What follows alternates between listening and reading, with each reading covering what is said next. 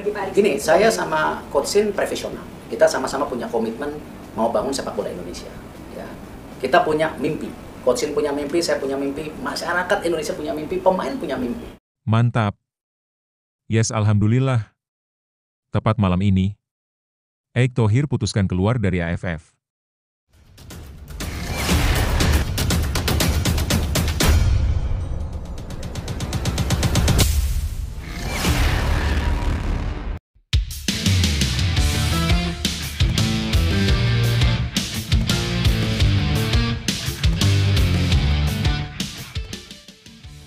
Mantap. Yes, alhamdulillah. Tepat malam ini, Erick Thohir putuskan keluar dari AFF. Shin Tae-yong bersedia kembali melatih timnas Indonesia U23 di ajang turnamen Piala AFF. Tapi, Mimin minta tolong tonton video ini sampai selesai, agar tidak ada kesalahpahaman yang terjadi. Dan tak bosan-bosan juga, tolong like dan share video ini ke media sosial kalian agar semua orang tahu apa yang sedang terjadi.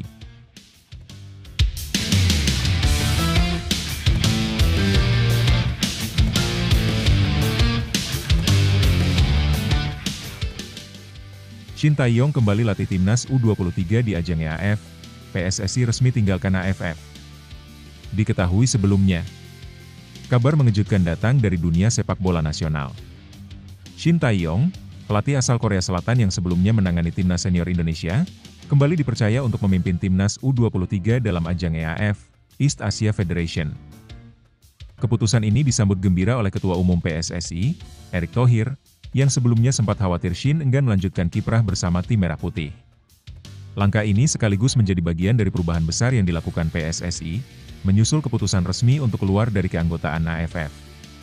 Menurut Erick, keputusan tersebut diambil setelah serangkaian insiden yang dinilai merugikan Indonesia, salah satunya ialah pemaksaan untuk melepas dua pemain kunci, Ula Romeni dan Marcelino Ferdinand, ke skuad ASEAN All Stars tanpa mempertimbangkan kondisi timnas sendiri. Erick menegaskan bahwa tindakan sepihak semacam itu memperlihatkan kurangnya penghargaan terhadap kedaulatan Federasi Sepak Bola Indonesia.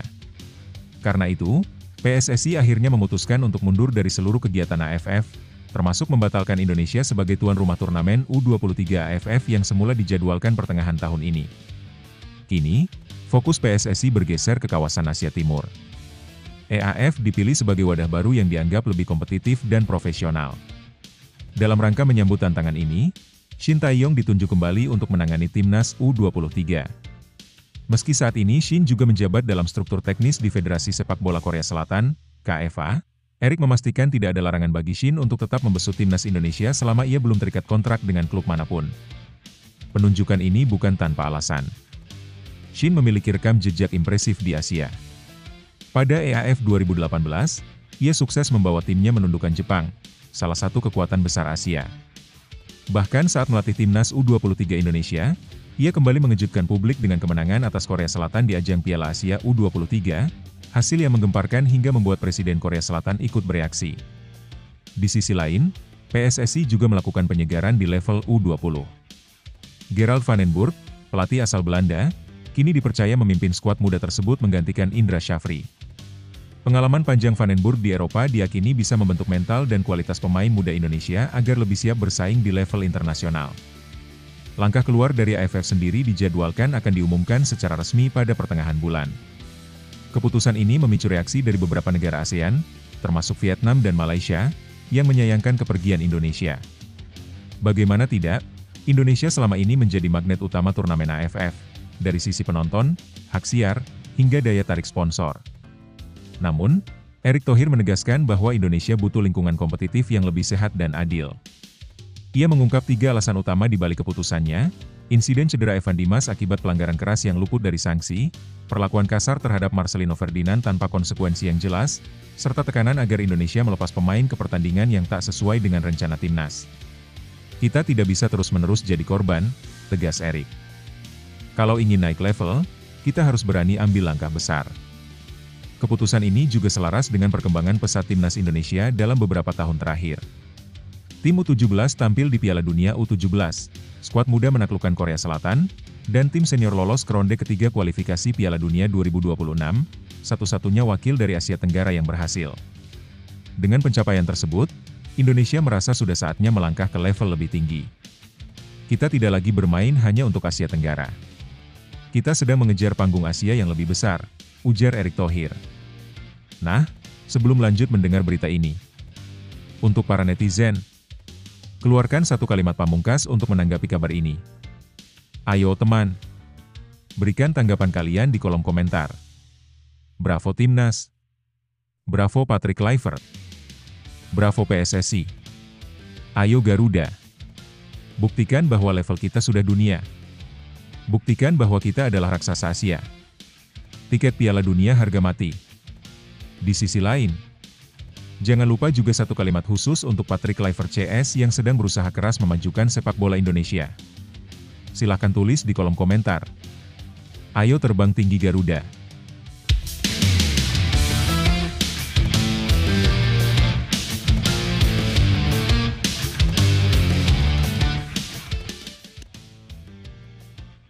Mari kita lanjut teman-teman. Garuda, kalian bukan sekadar pemain bola. Kalian adalah harapan jutaan rakyat Indonesia. Setiap keringat yang jatuh, setiap tackle, setiap gol, itu semua membawa semangat satu bangsa. Jangan pernah takut menghadapi tim besar. Ingat, bendera kita sama tingginya dengan mereka. Kita bukan lagi tim penggembira. Kalian sudah buktikan, bisa kalahkan raksasa Asia, bisa bersaing di level dunia. Sekarang waktunya membuktikan bahwa Indonesia layak disegani, bukan hanya dihargai karena semangat, tapi juga karena kualitas dan mental juara. Jangan pernah ragu. Kalian punya bakat, kalian punya tekad, dan yang paling penting, kalian punya 270 juta jiwa yang mendukung setiap langkah kalian di lapangan. Terbanglah tinggi, Garuda. Saat kalian percaya pada diri sendiri, langit pun bukan batasnya.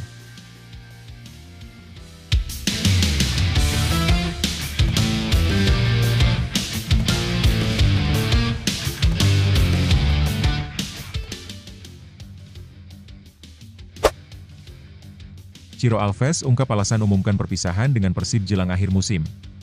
Pemain depan Persib Bandung, Ciro Alves, akhirnya buka suara soal keputusannya mengumumkan perpisahan dari tim saat kompetisi Liga 1 2024 hingga 2025 belum usai. Keputusan itu memang cukup mengejutkan, apalagi diumumkan saat Persib tengah berada di jalur menuju gelar juara. Meski begitu, Ciro punya alasan kuat mengapa ia memilih menyampaikan kabar ini sekarang. Melalui unggahan di akun Instagram pribadinya pada Rabu, 30 April 2025, pemain asal Brasil tersebut menjelaskan bahwa ini adalah momen paling tepat untuk menyampaikan kepergiannya. Menurut saya, ini adalah waktu terbaik untuk membicarakan soal ini. Saya tidak ingin pengumuman ini dilakukan saat kita sedang merayakan sesuatu yang besar, tulis Ciro. Ciro menegaskan bahwa ia tidak ingin menjadi pusat perhatian di tengah euforia tim yang sedang berjuang merebut gelar juara. Ia ingin agar fokus tetap tertuju pada Persib, bukan dirinya. Persib adalah klub besar. Klub selalu lebih penting dari siapapun pemainnya, ujarnya. Ciro berharap pengumuman ini tidak mengganggu suasana tim maupun dukungan dari Bobotoh. Ia juga menegaskan bahwa dirinya tetap akan menyelesaikan musim ini dengan penuh semangat. Masih ada 4 pertandingan tersisa, dan saya akan memberikan segalanya untuk membantu tim menjadi juara. Saya ingin perpisahan ini berlangsung indah, terutama di hadapan Bobotoh di GBLA, tambahnya. Manajemen Persib pun memberi sinyal akan menggelar perpisahan spesial untuk sang pemain yang dianggap sebagai salah satu legenda klub. Sampai saat ini kami mempertimbangkan memberikan penghormatan khusus untuk Ciro, karena ia telah menjadi bagian penting dari sejarah Persib, kata Adi Pratama, Kepala Komunikasi Persib. Lebih lanjut, keputusan Ciro Alves untuk mengumumkan perpisahan saat Persib Bandung tengah bersaing meraih gelar juara adalah langkah yang cukup berani dan emosional. Di satu sisi, langkah ini menunjukkan kedewasaan dan rasa hormat yang besar terhadap klub, karena ia ingin sorotan tetap tertuju pada pencapaian tim, bukan pada dirinya pribadi. Ini mencerminkan sikap profesional yang memahami bahwa klub lebih besar dari individu manapun. Namun di sisi lain, waktu pengumuman ini tentu menimbulkan dilema. Di tengah euforia dan fokus tim untuk mengunci gelar, kabar kepergian pemain kunci seperti Ciro pasti memengaruhi suasana emosional tim dan supporter. Meski maksudnya baik, tetap ada potensi gangguan psikologis, terutama bagi fans yang sangat mencintainya. Ciro tampaknya memahami betul bahwa kebersamaan dan momen perpisahan akan lebih terasa jika dilakukan dengan jujur dan transparan, sebelum momen juara benar-benar terjadi. Ia ingin memberikan perpisahan yang layak, bukan sekadar pamit usai selebrasi. Secara keseluruhan, tindakan ini menunjukkan kelas seorang pemain yang bukan hanya bermain di lapangan, tetapi juga menjaga integritas dan keharmonisan klub di luar lapangan. Perpisahan memang tak pernah mudah, apalagi ketika terjadi di tengah perjuangan besar. Tapi justru di sanalah nilai sejati seorang pejuang diuji. Ciro Alves telah menunjukkan bahwa menjadi hebat bukan hanya soal gol dan assist, tapi juga soal karakter dan ketulusan hati. Untuk kamu yang sedang menghadapi perubahan, ingatlah, akhir yang baik bukan ditentukan oleh seberapa lama kita tinggal, tapi oleh jejak yang kita tinggalkan. Terus berjuang sampai peluit terakhir, karena mungkin itulah caramu mengukir kenangan yang tak terlupakan, bukan hanya di lapangan, tapi di hati banyak orang. Jangan takut akan perpisahan, karena setiap akhir adalah ruang bagi awal yang baru. Fokuslah pada misi hari ini. Jadikan perpisahan sebagai bahan bakar, bukan penghalang. Sebab yang terbaik belum berakhir, itu sedang kamu bangun sekarang. Indonesia hadapi tantangan berat untuk jadi tuan rumah babak keempat kualifikasi Piala Dunia 2026. Tim nasional Indonesia menghadapi rintangan besar untuk bisa menjadi tuan rumah pada babak keempat kualifikasi Piala Dunia 2026 Zona Asia, AFC. Meski peluang masih terbuka, syarat yang harus dipenuhi cukup berat. Saat ini, skuad Garuda sedang bersaing di putaran ketiga, tergabung dalam grup C bersama 5 negara lainnya. Di bawah asuhan duet pelatih Shin Tae-yong dan Patrick Kluivert, Indonesia tengah berjuang keras untuk mengamankan tiket ke babak selanjutnya. Indonesia saat ini menempati peringkat keempat klasemen sementara grup C dengan perolehan 9 poin, unggul 3 angka dari 2 tim di bawahnya. Jika posisi ini bertahan hingga akhir fase grup, maka Indonesia berhak melaju ke putaran keempat. Babak keempat nanti hanya akan berlangsung dalam satu jendela internasional pada Oktober 2025 dan akan menggunakan format turnamen yang dipusatkan di 2 negara tuan rumah. Masing-masing grup akan terdiri dari 3 tim, dan hanya 2 negara dengan poin terbaik dari peringkat 3 dan 4 putaran ketiga yang akan mendapat kehormatan menjadi tuan rumah. Namun, posisi Indonesia dalam klasemen gabungan peringkat 3 dan 4 saat ini berada di urutan paling bawah. Tim-tim seperti Uni Emirat Arab dan Irak berada di atas dengan poin lebih tinggi, masing-masing 13 dan 12 poin. Untuk bisa menyalip mereka, Indonesia harus memenangkan 2 laga krusial pada Juni mendatang, menjamu Cina di Stadion Utama Gelora Bung Karno, dan bertandang ke markas Jepang. Mengalahkan Cina di kandang mungkin masih realistis, tapi mencuri poin dari Jepang akan menjadi tantangan luar biasa. Jika berhasil meraih 6 poin penuh dari 2 laga itu, Indonesia masih harus berharap hasil dari grup-grup lain turut menguntungkan, dengan harapan bahwa UEA, Irak, Oman, Arab Saudi, dan Qatar gagal meraih poin maksimal. Singkatnya, meski asa masih ada, jalan Indonesia untuk menjadi tuan rumah babak keempat kualifikasi Piala Dunia 2026 sangat bergantung pada performa sempurna di laga tersisa dan kejatuhan tim-tim pesaing. Lebih lanjut, situasi yang dihadapi timnas Indonesia dalam perebutan status tuan rumah ronde keempat kualifikasi Piala Dunia 2026 Zona Asia cukup menantang. Meski performa Indonesia meningkat di bawah Patrick Kluivert, peluang untuk menjadi tuan rumah sangat kecil karena posisi di klasemen peringkat ketiga dan keempat masih berada di urutan terbawah. Mengalahkan Cina di GBK mungkin bisa dilakukan, tapi meraih poin melawan Jepang di kandangnya adalah tantangan berat, mengingat kualitas tim dan sejarah pertemuan. Bahkan jika 6 poin berhasil diraih, nasib Indonesia tetap bergantung pada hasil dari grup lain, yang tidak bisa dikendalikan. Situasi ini menunjukkan bahwa performa di setiap pertandingan sebelumnya sangat menentukan. Kegagalan memaksimalkan peluang di laga-laga awal kini menyulitkan langkah ke depan. Harapan untuk menjadi tuan rumah memang masih ada, tapi sangat tipis, dan lebih realistis jika Indonesia fokus memastikan lolos ke putaran keempat terlebih dahulu, lalu berjuang habis-habisan di sana. Ini juga menjadi pelajaran penting bagi federasi dan tim pelatih bahwa stabilitas performa sejak awal kualifikasi sangat krusial, bukan hanya hasil di penghujung fase. Meski jalannya terjal dan peluang tampak kecil, timnas Indonesia harus tetap percaya bahwa setiap tetes keringat di lapangan punya makna besar. Sejarah tidak ditulis oleh mereka yang menyerah, tapi oleh mereka yang terus berjuang meski peluangnya tipis. Bermain di GBK adalah tentang lebih dari sekadar menang. Ini tentang harga diri bangsa, tentang mimpi jutaan rakyat Indonesia yang menggantungkan harapan pada 11 pemain di lapangan. Bahkan jika takdir belum berpihak, kerja keras dan keberanian akan tetap dikenang dan menjadi fondasi untuk masa depan yang lebih cerah. Lawan boleh lebih besar, lebih berpengalaman, tapi semangat juang dan cinta pada merah putih adalah kekuatan yang tak bisa diukur angka. Terus melangkah, Garuda, bukan karena mudah, tapi karena Indonesia layak diperjuangkan. Tak tahan kena hujat netizen, Bek Timnas Indonesia Elkan Bagot pilih kabur dari media sosial. Bek Timnas Indonesia, Elkan Bagot, baru-baru ini mengungkapkan alasan mengapa ia menjauh dari media sosial setelah menerima banyak hujatan dari netizen. Sebagai pemain yang memiliki posisi krusial di lini belakang timnas, Elkan sering menjadi sorotan publik, terutama dalam beberapa pemanggilan terakhir di mana namanya tidak masuk dalam daftar pemain yang dipanggil untuk pemusatan latihan timnas. Elkan Bagot dikenal sebagai sosok yang sempat diandalkan oleh pelatih Shin Tae-yong untuk memperkuat sektor bek tengah timnas Indonesia. Namun, meskipun ia menjadi pemain yang penting dalam skuad, beberapa waktu belakangan ini ia mengalami kesulitan. Salah satunya adalah rumor yang berkembang terkait hubungan yang memanas antara dirinya dan Shin Tae-yong, yang diduga menjadi alasan ia tidak dipanggil dalam beberapa kesempatan terakhir. Sebelum kejadian ini, Elkan mengungkapkan bahwa dirinya aktif di media sosial, terutama Twitter. Ia sering melihat komentar-komentar netizen, terutama sebelum pertandingan, untuk mengetahui bagaimana pendapat orang-orang mengenai penampilannya. Namun, situasi berubah setelah banyak hujatan yang diterima, yang akhirnya membuatnya merasa tidak nyaman. Dalam sebuah podcast, Elkan berbagi pengalaman mengenai hal ini. Ia menceritakan bagaimana setelah pertandingan, hal pertama yang dilihatnya adalah Twitter, di mana ia langsung diserang dengan komentar yang menyatakan bahwa ia telah melakukan kesalahan besar dalam pertandingan tersebut. Reaksi negatif ini membuatnya merasa tertekan dan akhirnya ia memutuskan untuk menjauh dari media sosial. Saya menyadari bahwa Twitter dan media sosial itu sudah tidak sehat lagi untuk saya. Orang-orang mulai menyerang saya dan saya merasa sangat tertekan dengan apa yang mereka katakan, ujar Elkan. Karena itu, saya memutuskan untuk menghapus Twitter dan Instagram saya dan menonaktifkan notifikasi. Ini adalah langkah yang saya rasa tepat untuk menjaga kesehatan mental saya, tambahnya. Pemain berusia 22 tahun ini menjelaskan bahwa tidak hanya dirinya, tetapi hampir semua pemain sepak bola akan merasakan dampak negatif jika terus-menerus terpapar dengan komentar-komentar yang tidak membangun. Saat bermain dengan baik, pemain akan mendapat pujian, namun jika tampil buruk, mereka akan dengan mudah dihujat. Hal ini, menurut Elkan, sangat berdampak pada kondisi psikologis para pemain. Saya mengerti bahwa jika seorang pemain tampil baik, mereka akan mendapatkan pujian.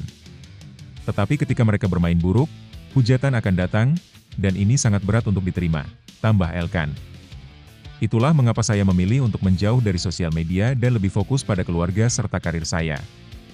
Keputusan Elkan untuk menjauh dari media sosial ini diambilnya sebagai langkah untuk menjaga fokus dan ketenangannya.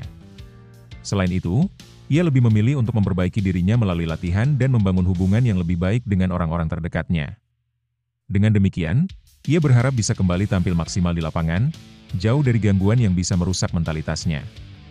Dengan langkah ini, Elkan menunjukkan betapa pentingnya menjaga kesehatan mental dalam dunia sepak bola yang penuh tekanan. Tidak hanya pemain, tetapi juga para penggemar seharusnya bisa lebih bijak dalam memberikan dukungan atau kritik, karena dampaknya sangat besar bagi para pemain yang berjuang di lapangan untuk negara mereka.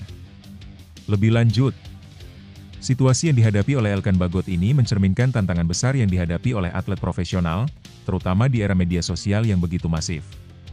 Sebagai seorang pemain sepak bola yang berada di bawah sorotan publik, wajar jika Elkan merasa tertekan dengan komentar-komentar negatif yang seringkali muncul setelah pertandingan. Di satu sisi, media sosial dapat menjadi sarana untuk mendekatkan diri dengan fans dan menerima dukungan, namun di sisi lain, bisa menjadi sumber stres yang berlebihan, terutama jika kritik yang diterima lebih banyak daripada pujian. Keputusan Elkan untuk menjauh dari media sosial adalah langkah yang sangat bijak dalam menjaga kesehatan mentalnya. Hal ini juga menunjukkan bahwa meskipun kehidupan seorang atlet terlihat glamor di luar lapangan, mereka juga manusia biasa yang bisa merasakan tekanan yang besar. Terkadang, lebih baik untuk menghindari hal-hal yang bisa mengganggu fokus dan kesejahteraan diri, meski itu berarti harus menjauh dari dunia maya yang penuh dengan komentar. Penting untuk diingat bahwa media sosial, meskipun memberikan platform bagi penggemar untuk menyuarakan pendapat mereka, juga membawa dampak negatif jika tidak digunakan dengan bijaksana. Hujatan terhadap seorang pemain hanya karena satu atau dua penampilan buruk, tanpa mempertimbangkan konteks dan usaha keras mereka, bisa sangat merusak mentalitas. Oleh karena itu, penting bagi para fans untuk memberikan dukungan yang konstruktif, bukan hanya mengandalkan emosi sesaat untuk mengkritik. Pada akhirnya, keputusan Elkan bisa menjadi pelajaran bagi kita semua bahwa kesehatan mental harus diprioritaskan, dan tidak ada yang lebih penting daripada menjaga keseimbangan dalam hidup, terutama ketika seorang individu berada dalam tekanan tinggi seperti yang dialami oleh atlet. Tetaplah tegar dalam menghadapi setiap tantangan, karena setiap rintangan adalah batu loncatan menuju kesuksesan yang lebih besar. Ingatlah bahwa setiap perjalanan penuh liku, dan kegagalan hanya bagian dari proses menuju keberhasilan. Ketika orang lain meragukanmu, itu adalah kesempatan untuk membuktikan bahwa kamu lebih kuat dari yang mereka kira. Fokus pada tujuanmu, percayalah pada kemampuan diri sendiri, dan jangan biarkan komentar negatif menghalangimu untuk maju. Setiap langkah kecil yang kamu ambil menuju impianmu adalah langkah besar dalam perjalanan hidupmu. Teruslah berusaha, karena perjalanan ini hanya milikmu. Alasan Tom Haye mendukung rencana pemusatan latihan Timnas Indonesia lebih awal. Pemain Timnas Indonesia, Tom Haye, memberikan dukungannya terhadap rencana pemusatan latihan, TC, yang akan dimulai lebih awal. Hal ini dilakukan untuk mempersiapkan tim menjelang putaran ketiga kualifikasi Piala Dunia 2026 zona Asia. Pada bulan Juni mendatang, Timnas Indonesia dijadwalkan akan melawan Cina dan Jepang. Oleh karena itu, persiapan yang matang sangat diharapkan untuk menjaga peluang tim menuju babak selanjutnya. Sebelumnya, Timnas Indonesia sempat terkendala dengan waktu yang terbatas pada pertandingan bulan Maret, namun kali ini, pelatih Patrick Kluivert akan memiliki waktu lebih panjang untuk mempersiapkan tim. Ketua Umum PSSI, Erick Thohir, memastikan bahwa TC akan dilaksanakan mulai bulan Mei, sebagai langkah antisipasi sebelum pertandingan melawan Cina dan Jepang yang dijadwalkan pada 5 dan 10 Juni. TC ini akan diadakan di Bali, tempat yang dipilih untuk memaksimalkan persiapan tim. Erick Thohir juga menambahkan bahwa pemusatan latihan ini dimulai pada 26 Mei. Tom Haye, gelandang Timnas Indonesia, merasa bahwa menggelar TC lebih awal sangat positif, karena memberi kesempatan bagi para pemain untuk lebih lama berkumpul dan membangun chemistry, baik di dalam maupun luar lapangan. Dia juga mendukung penuh keputusan untuk melaksanakan TC di Bali, yang menurutnya akan membantu tim lebih fokus tanpa gangguan dari supporter seperti yang terjadi sebelumnya ketika TC dilakukan di Jakarta. Selain itu, dengan waktu persiapan yang lebih lama, para pemain dapat lebih baik dalam persiapan fisik. Hal ini menjadi penting, terutama setelah Timnas Indonesia sempat dikritik terkait kondisi fisik mereka yang kurang optimal pada pertandingan sebelumnya melawan Australia. Kami menyadari pentingnya mengadakan pemusatan latihan di Bali dan sangat senang bisa memiliki lebih banyak waktu bersama sebelum pertandingan pertama melawan Cina, ujar Tom Haye. Dengan persiapan yang lebih matang, Timnas Indonesia diharapkan dapat tampil lebih maksimal dalam dua laga krusial ini. Lebih lanjut, situasi terkait dengan persiapan Timnas Indonesia untuk putaran ketiga kualifikasi Piala Dunia 2026 zona Asia menunjukkan langkah yang positif dengan rencana untuk melaksanakan pemusatan latihan, TC, lebih awal. Keputusan ini jelas menguntungkan, terutama dengan persaingan ketat yang dihadapi tim, seperti pertandingan melawan Cina dan Jepang yang sangat menentukan. Tom Haye, gelandang Timnas Indonesia, menyambut baik pemusatan latihan yang lebih awal ini. Ia menilai hal tersebut memberikan kesempatan bagi pemain untuk lebih lama berlatih bersama dan membangun chemistry yang lebih solid, baik di dalam maupun di luar lapangan. Ini sangat penting untuk menciptakan sinergi tim yang lebih baik, apalagi jika diingat bahwa waktu persiapan yang lebih panjang memungkinkan pelatih untuk menyesuaikan strategi dan kondisi fisik pemain. Pemusatan latihan di Bali juga menjadi pilihan strategis, karena lokasi tersebut menawarkan suasana yang lebih tenang dan minim gangguan dibandingkan dengan Jakarta. Kondisi ini memungkinkan para pemain dan staf pelatih untuk fokus sepenuhnya pada persiapan tanpa intervensi dari luar, seperti serbuan supporter yang biasanya terjadi di Jakarta. Dengan adanya waktu yang lebih panjang untuk mempersiapkan fisik, tim diharapkan dapat tampil lebih optimal, mengingat sebelumnya ada masalah terkait kondisi fisik yang menjadi sorotan, terutama pada pertandingan melawan Australia. Secara keseluruhan, keputusan untuk menggelar TC lebih awal ini adalah langkah yang tepat untuk meningkatkan performa Timnas Indonesia, terutama dalam menghadapi lawan-lawan berat seperti Cina dan Jepang yang akan datang. Kesuksesan tidak datang begitu saja, tetapi dari kerja keras, disiplin, dan ketekunan. Timnas Indonesia sedang berada di jalur yang tepat dengan persiapan yang matang. Pemusatan latihan yang lebih awal adalah langkah besar menuju kemenangan, karena setiap detik latihan, setiap usaha yang dilakukan, itu adalah investasi untuk masa depan. Jangan pernah meremehkan kekuatan tim yang solid, yang saling mendukung satu sama lain. Di dalam setiap tantangan, ada kesempatan untuk menjadi lebih baik, lebih kuat, dan lebih siap. Ingatlah, kemenangan bukan hanya soal siapa yang tercepat atau yang terkuat, tetapi tentang siapa yang mampu bertahan, belajar, dan bangkit setiap kali jatuh. Ini adalah perjalanan yang penuh dengan ujian, tapi juga penuh dengan peluang. Teruslah berjuang, terus berlatih, dan percayalah pada kemampuan diri sendiri dan tim. Kalian sudah berada di jalan yang benar. Wujudkan impian itu, tak ada yang tak mungkin jika kita berusaha bersama. Rafael Struijk menganggur menjelang panggilan timnas, dicoret Brisbane Roar jelang laga terakhir A-League. Rafael Struijk tengah menghadapi masa sulit di klubnya, Brisbane Roar. Penyerang muda berusia 22 tahun itu belum lagi merumput sejak Maret lalu dan dipastikan tidak akan tampil pada laga terakhir musim A-League 2024-25 melawan Central Coast Mariners. Sejak kembali dari tugas internasional bersama timnas Indonesia bulan Maret lalu, Struijk seolah menghilang dari radar pelatih Brisbane Roar, Ruben Zatkovic. Bahkan dalam 6 pertandingan terakhir, namanya tak sekalipun muncul di daftar susunan pemain baik sebagai starter, cadangan, maupun pemain yang absen karena cedera atau hukuman. Terakhir kali Struijk turun ke lapangan adalah pada 8 Maret, saat hanya bermain 3 menit melawan Adelaide United. Ia lalu bergabung dengan skuad Garuda dan tampil selama 45 menit kala Indonesia menghadapi Australia. Dalam laga itu, ia sukses mendapatkan penalti, meski gagal dikonversi oleh Kevin Dix. Pada laga kedua kontra Bahrain, Struijk dicadangkan karena Ragnar Oratmangoen kembali bermain usai menjalani sanksi. Sekembalinya ke Brisbane, Struijk mendapati dirinya tidak lagi masuk dalam rencana pelatih. Hingga laga pamungkas musim ini, situasi belum juga berubah, namanya tetap absen dari daftar pemain yang disiapkan. Dengan begitu, Struijk akan menjalani nyaris 3 bulan tanpa merasakan atmosfer pertandingan resmi, sejak terakhir kali bermain pada 20 Maret. Padahal, timnas Indonesia dijadwalkan melakoni laga penting melawan Cina pada 5 Juni dalam lanjutan kualifikasi Piala Dunia 2026. Melihat situasi ini, keputusan Struijk untuk hijrah dari Belanda ke Australia tampaknya belum membuahkan hasil sesuai harapan. Dalam satu musim, ia hanya mencatatkan 239 menit bermain dari total 10 pertandingan. Kini, Struijk tinggal menanti pemanggilan ke pemusatan latihan, TC, timnas Indonesia yang direncanakan digelar pada 26 Mei mendatang di Bali. TC akan dimulai lebih awal sebelum 2 laga kualifikasi, ujar Ketua Umum PSSI Erick Thohir, seperti dilansir Antara. Melihat minimnya menit bermain, Struijk mungkin perlu mempertimbangkan untuk mencari klub baru musim depan demi menjamin waktu bermain yang lebih stabil, sekaligus menjaga performa agar tetap siap bersaing di level internasional. Lebih lanjut, Rafael Struijk menghadapi situasi yang cukup sulit menjelang persiapan timnas Indonesia untuk kualifikasi Piala Dunia 2026. Setelah dipanggil untuk memperkuat timnas Indonesia, Struijk justru terbuang di klubnya, Brisbane Roar, tanpa mendapat kesempatan bermain selama beberapa pekan.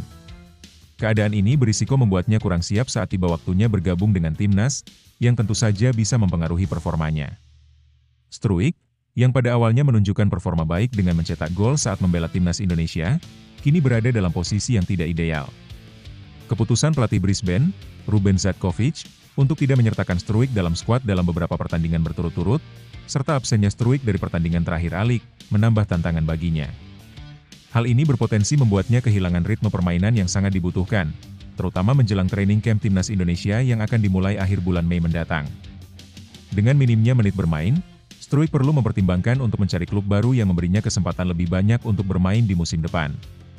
Situasi ini mengingatkan kita bahwa perjalanan seorang pemain profesional sangat dipengaruhi oleh kesempatan bermain secara reguler, dan mungkin saatnya bagi Struijk untuk mencari peluang baru yang bisa mendukung perkembangan karirnya. Rafael, setiap perjalanan itu penuh tantangan, dan setiap tantangan adalah kesempatan untuk tumbuh lebih kuat.